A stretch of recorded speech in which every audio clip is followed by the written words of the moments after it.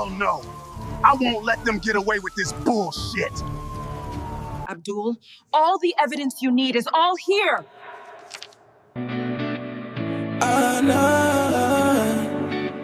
I wanna be with you. The flashing red and blue lights of the NYPD cruisers cut through the relentless Harlem rain, turning the muddy destruction of the community garden into a strobe-lit nightmare. Marcus stood in the freezing mud, his dark cashmere sweater soaked through, his body a rigid shield between Elias and the approaching officers.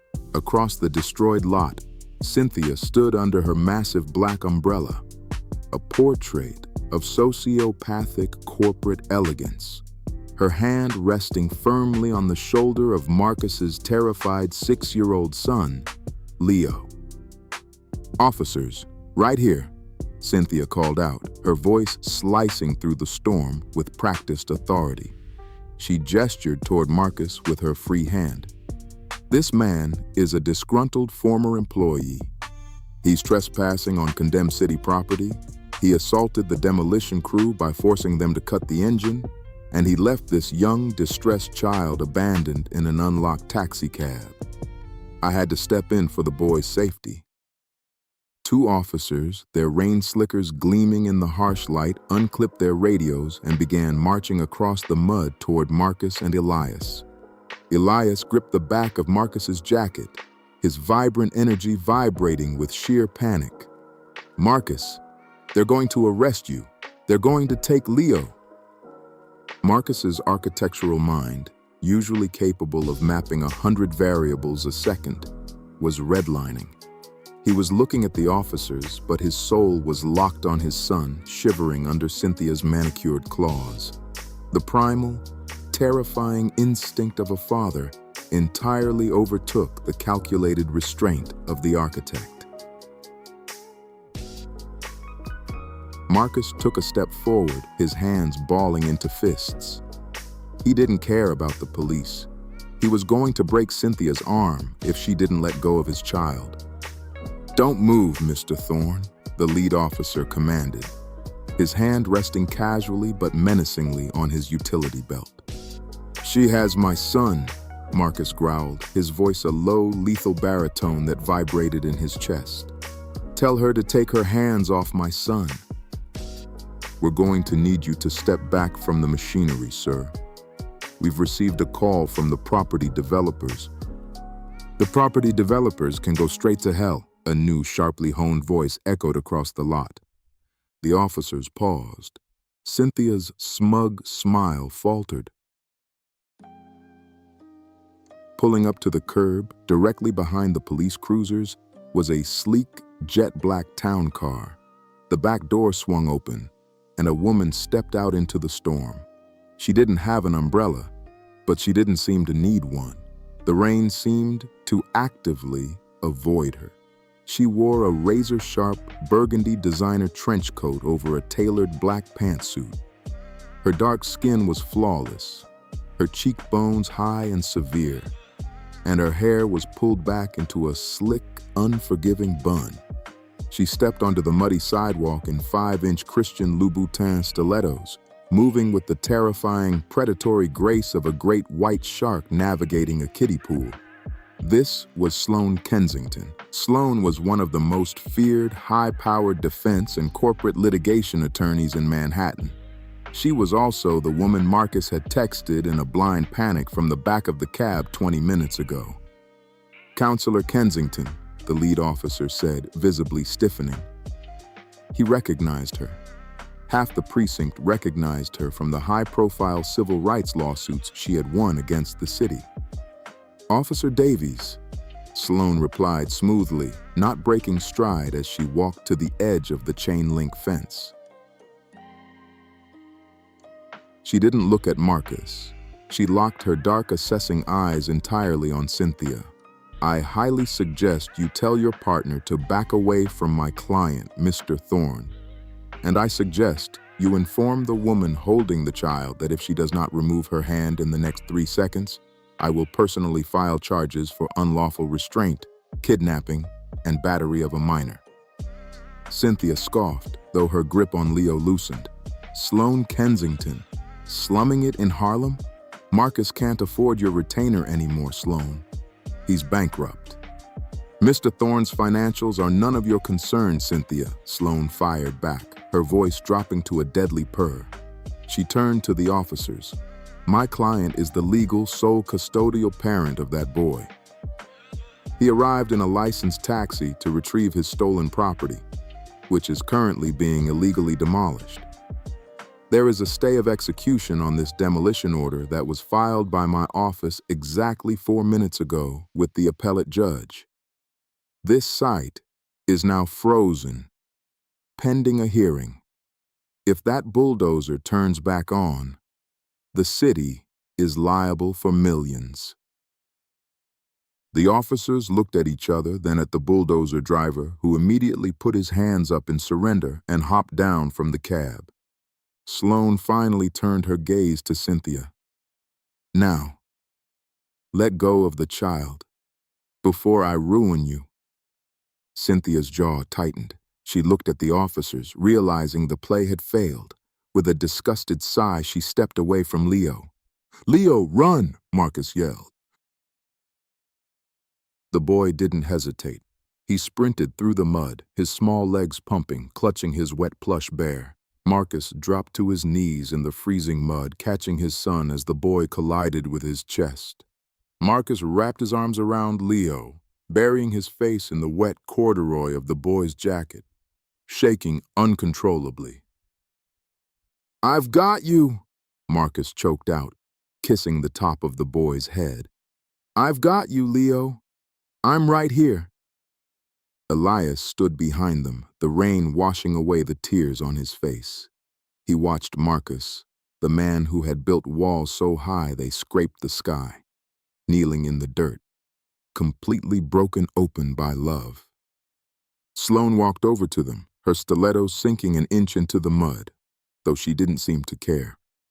She looked down at Marcus and Elias. The police are leaving. Cynthia is leaving, Sloan said, her tone brisk and entirely devoid of sentimentality.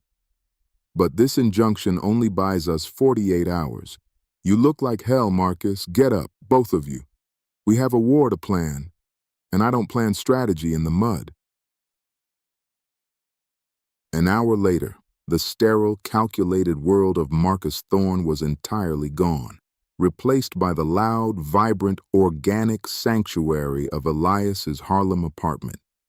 The space was a riot of color and life. Pothos plants draped over the edges of thrifted bookshelves. The air smelled heavily of Florida water, burning sage, and the sweet, rich scent of shea butter. It was everything Marcus had once found terrifying. And right now, it was the only place he felt safe to breathe. Marcus emerged from Elias's small bathroom wearing a pair of Elias's oversized gray sweatpants and a faded graphic t-shirt. His custom suit was ruined, bagged up in the corner. He walked into the living room, rubbing a towel through his damp, sharp fade. Leo was sitting on Elias's mustard-yellow velvet sofa, wrapped in a thick hand-knit afghan. Elias was sitting next to him, holding a mug of warm milk and honey. Marcus stopped in the doorway, his heart catching in his throat. Elias was speaking to Leo in a soft, low voice, completely devoid of the patronizing tone adults usually used with grieving children. So, your dad was in the army? Elias asked gently.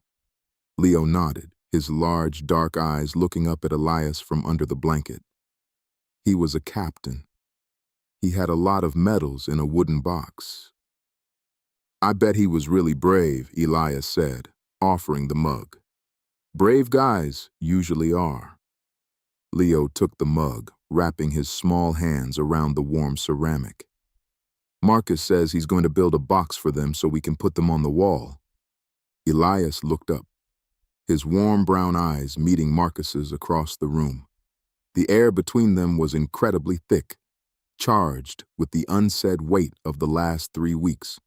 The heartbreak, the betrayal, the mud, the rain.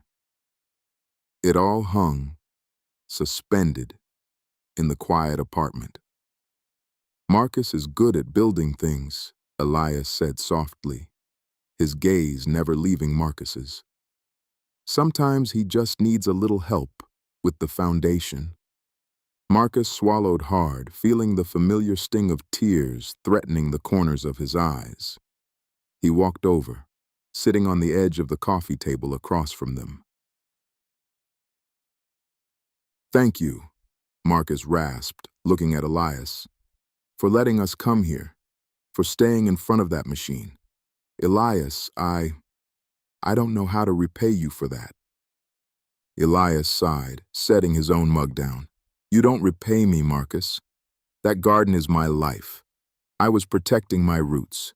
You just happened to show up to protect yours." He gestured slightly toward Leo. "Sloan said the injunction won't last," Marcus said, his architectural mind finally booting back up, analyzing the structural integrity of their situation. "Cynthia has the board, the firm's capital, and the Dubai investors backing her. I'm completely drained, Elias. The settlement took everything. I don't have the capital to fight a protracted legal battle to buy the land back." Elias frowned, the vibrant joy in his face dimming into a hard, stubborn line. "So we just let them pave it? We let them turn the only green space in 10 blocks into luxury condos for people who won't even look at us on the street?" "No," Marcus said, his voice dropping into a register of cold, absolute determination. "No, we don't let them do anything. But we need a hammer big enough to shatter their glass." "And where do we find a hammer like that?" Elias asked. Marcus looked down at his hands. He took a deep breath, preparing to tear down the last, oldest wall he had left. "We go to Brooklyn Heights," Marcus said quietly. "We go see Aunt Viv." The brownstone in Brooklyn Heights did not just suggest wealth. It demanded submission to it. It was a sprawling 4-story limestone mansion dripping in ivy, standing as a testament to old, formidable New York money. But inside, it was entirely stripped of the waspy, sterile aesthetic one might expect. The interior was a breathtaking gallery of black excellence, opulence, and unapologetic flair.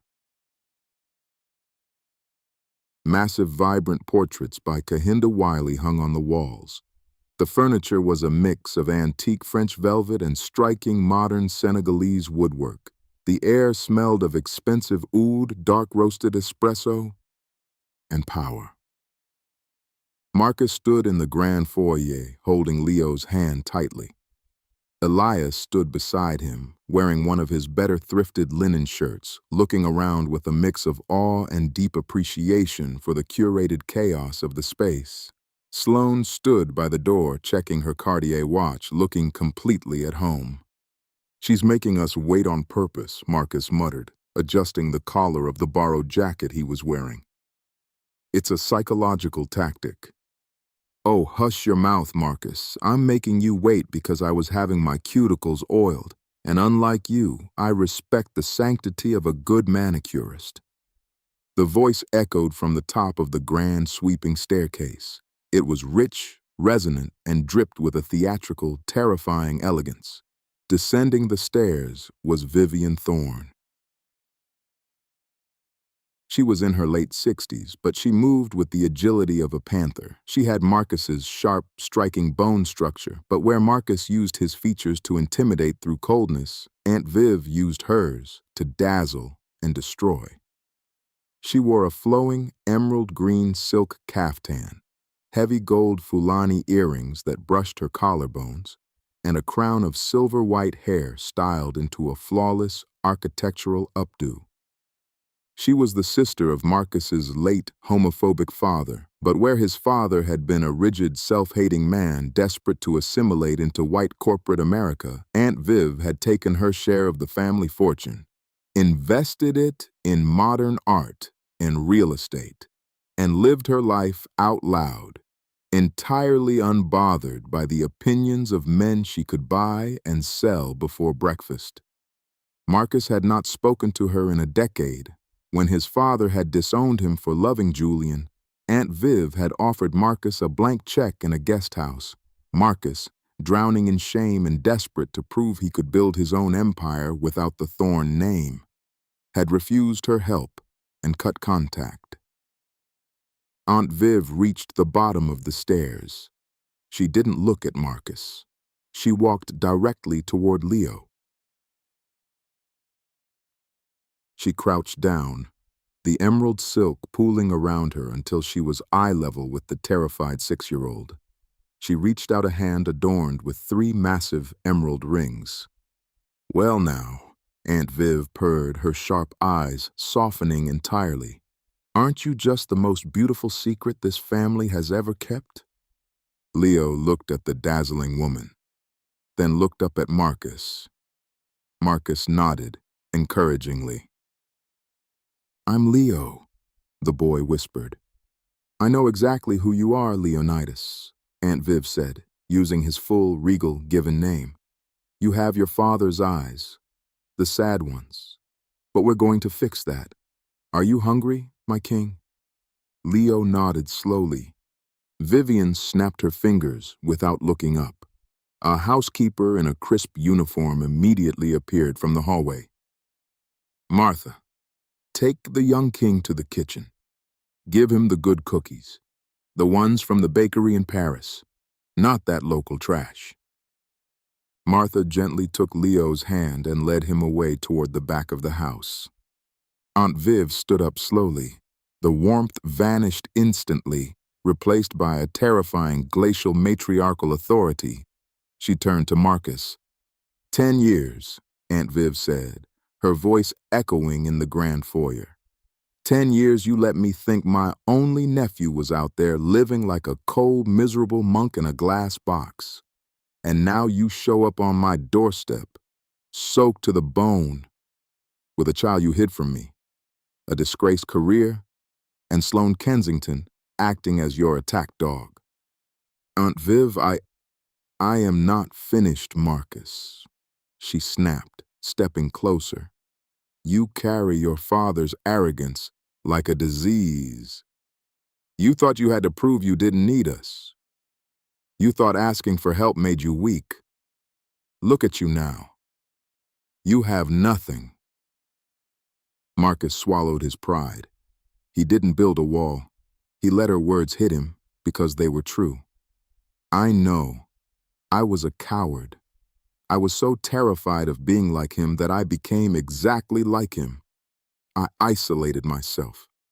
I pushed away the only man I ever loved, and when he died, I realized I don't know how to do this alone. Aunt Viv's eyes narrowed, scanning Marcus's face, looking for the lie. She found none. She turned her gaze to Elias. She looked him up and down, taking in the vibrant yellow shirt, the locks, the grounded, earthy stance. "And who is the sunbeam?" Aunt Viv asked.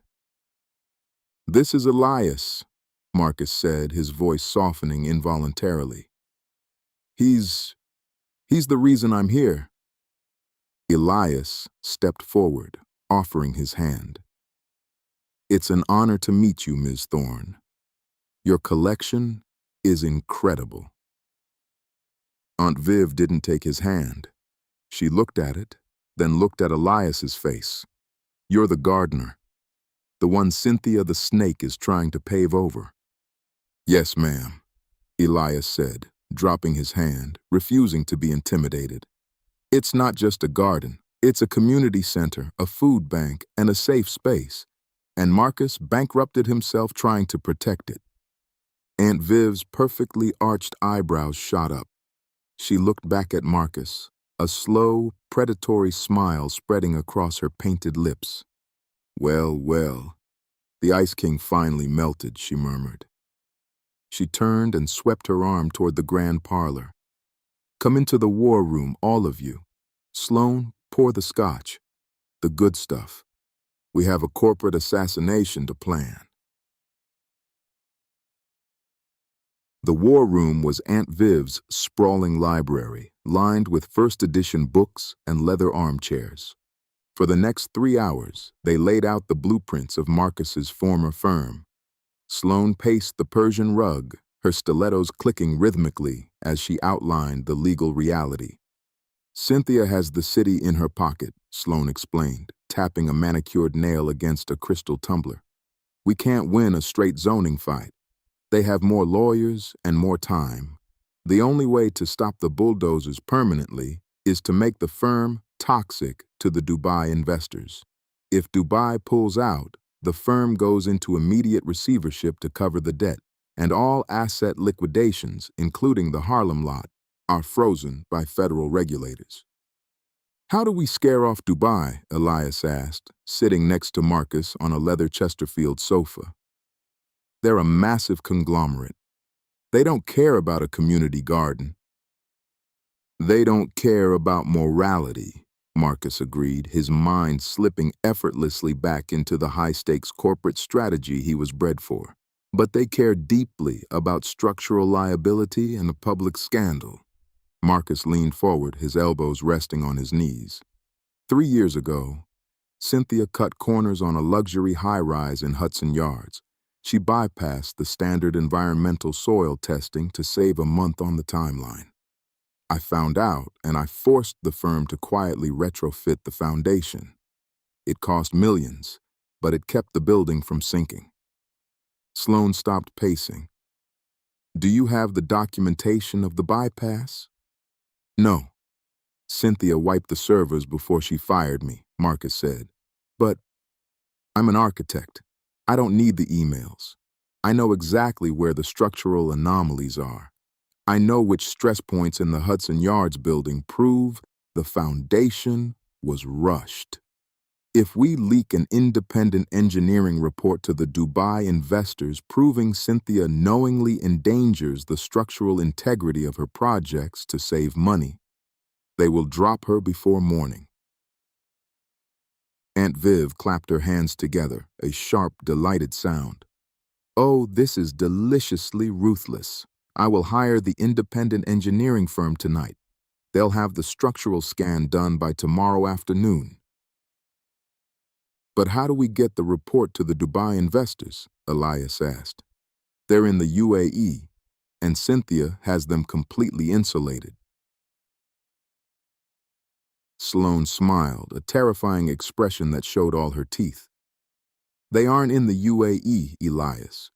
The primary holding group for the Dubai project is flying into New York tomorrow. Tomorrow night is the Whitney Museum's annual architectural gala. Cynthia is hosting them at the firm's private table. Marcus felt a chill run down his spine. The Whitney Gala, the exact place where, weeks ago, he had publicly claimed Elias and defied Cynthia. It was the place where this war had truly started. It's a closed-door, black-tie event, Marcus said. My invitation was revoked the second I was fired. They won't let me within a mile of the Dubai table. Aunt Viv let out a rich, booming laugh. Oh, my sweet, foolish nephew. You think you need an invitation to enter a room in this city when you have my last name? She stood up, walking over to Marcus. She placed her hands on his cheeks, her rings cold against his skin. You are going to walk into that museum tomorrow night. You are going to look that venomous woman in the eye. And you are going to burn her empire to the ground. And I am going to buy you a new suit to do it in. The Whitney Museum of American Art was a fortress of glass, steel, and breathtaking wealth. The main gallery, usually reserved for quiet contemplation of modern masterpieces, had been transformed into an opulent ballroom. Waiters in crisp white jackets floated through a sea of New York's elite, carrying trays of champagne and caviar. Cynthia stood at the center of the room, radiating triumph. She wore a stunning, backless silver gown that made her look like a polished knife. Beside her stood 3 men in impeccably tailored suits, the representatives of the Dubai holding group. She was laughing at a polite joke, feeling the immense power of a finalized billion-dollar deal resting in her palm. Then, the murmurs started, It began near the entrance. A ripple of whispers, a turning of heads, a sudden parting of the elite sea. Cynthia turned, her smile freezing into a mask of pure shock. Walking through the grand archway of the gallery was not a defeated, bankrupt architect. It was a royal procession. In the center walked Marcus Thorne. He was wearing a bespoke, midnight blue velvet tuxedo that cost more than most cars. His fade was sharp, his beard perfectly trimmed, his posture radiating an absolute terrifying command of the room. On his right arm was Vivian Thorne, looking like an empress in a gown of gold sequins and a vintage museum-quality diamond collar. On his left walked Elias Vance. But Elias was not wearing his thrifted linen tonight. Aunt Viv had personally seen to his wardrobe.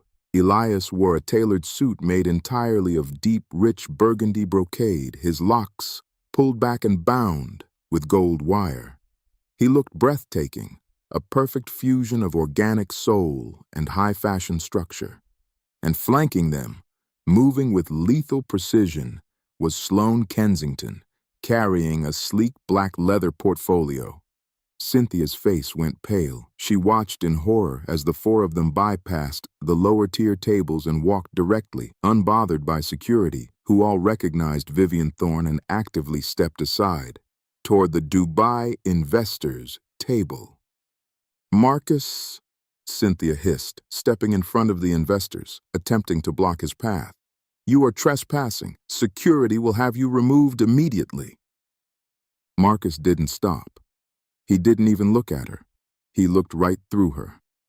"Excuse me, gentlemen," Marcus said smoothly, addressing the lead Dubai investor in flawless, accentless English. "My name is Marcus Thorne. Until 2 weeks ago, I was the lead architect on your upcoming tower." The lead investor, a distinguished older man with silver hair, frowned. "Mr. Thorne, we were informed you were dismissed due to financial irregularities." "You were lied to," Sloan interrupted, stepping forward and opening the black portfolio. She pulled out a thick bound document stamped with the seal of the city's top independent engineering firm. "Mr. Thorne was dismissed because he refused to sign off on substandard accelerated foundation pouring for your project." Cynthia lunged forward. "This is slander. Gentlemen, do not listen to them. They are desperate." Sloan handed the document directly to the investor. "This is an independent structural scan of the Hudson Yards high-rise completed this afternoon. It proves that Cynthia knowingly bypassed environmental stress tests, compromising the bedrock foundation. If you proceed with this firm, gentlemen, you are not building a tower. You are building a multi-billion-dollar tombstone." The investor's face turned hard. He opened the document, his eyes scanning the highlighted anomalies. He looked up at Cynthia, the polite warmth entirely gone from his eyes. "Is this true, Cynthia?" the investor asked, his voice deathly quiet. It's fabricated," Cynthia stammered, the silver gown suddenly looking less like armor and more like a straitjacket. "It's a revenge tactic." "We will have our own engineers verify this report by morning," the investor said coldly, handing the file to his associate. "If it is true, our contract is voided, and we will pursue damages for fraud." The investor turned to Marcus. "Mr. Thorne, it seems you are the only man at this firm who cares about the foundation." "I used to build glass boxes," Marcus said softly, his eyes flicking for a fraction of a second to Elias. "Now, I care very deeply about what's buried in the dirt." The Dubai investors walked away from the table, leaving Cynthia standing entirely alone in the center of the ballroom. Aunt Viv leaned in, her gold earrings glittering under the gallery lights. "Pack your desk, Cynthia, dear. I hear the federal regulators prefer to arrive early in the morning." With a final devastating smirk, Aunt Viv turned and swept away, Sloan trailing behind her, already dialing a reporter at the Wall Street Journal. Marcus and Elias were left standing alone near the massive, floor-to-ceiling windows overlooking the Hudson River. The adrenaline was slowly draining from Marcus's system, leaving behind a profound, trembling exhaustion and an overwhelming sense of relief. He turned to Elias. In the dim, romantic lighting of the gallery, Elias looked like a painting. The burgundy brocade highlighted the warm, glowing depth of his skin. "We did it," Marcus whispered. "The firm is dead. The injunction will be lifted tomorrow. The garden is safe." Elias looked at him, his brown eyes searching Marcus's face. The anger was gone. The betrayal had been washed away in the rain and the fight. What remained was the raw, terrifying vulnerability of two men who had stripped away every piece of armor they possessed. "You didn't have to do this," Elias said softly, reaching out.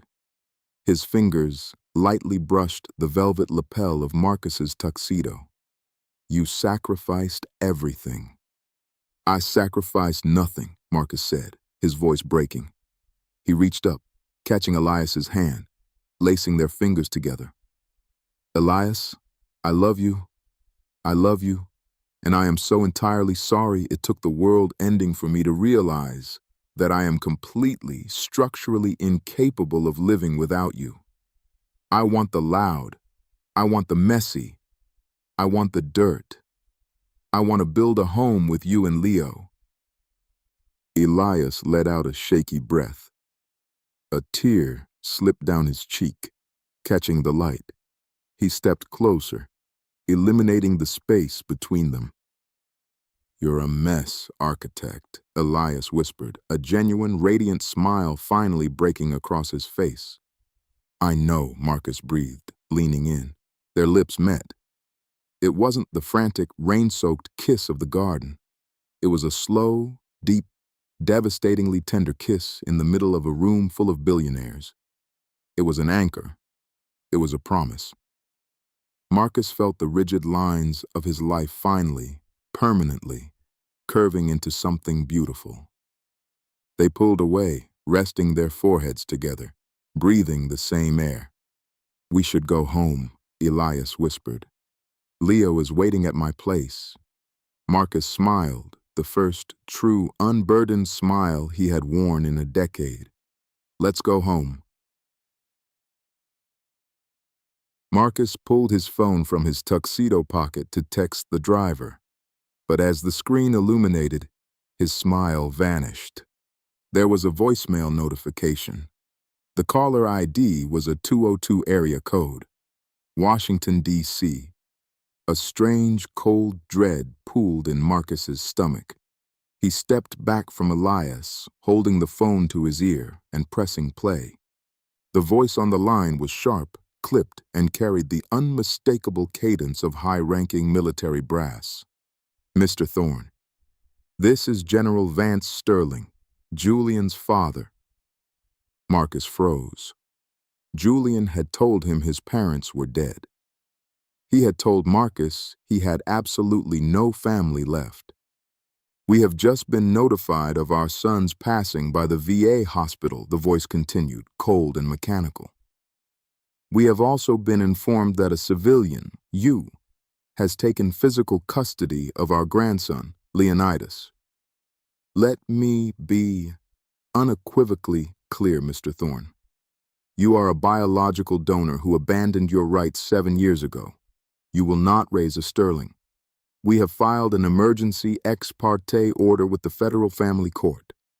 My JAG officers are arriving at your listed address in Harlem in exactly 20 minutes to retrieve the boy. Do not attempt to interfere." The message clicked dead. Marcus dropped the phone.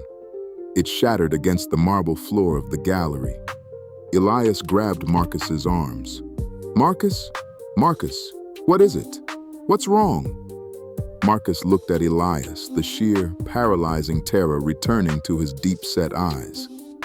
He had just burned down a corporate empire to save a garden, but he was about to lose the only thing that mattered. "Elias," Marcus choked out, his chest heaving as the walls closed in. "They're coming for Leo."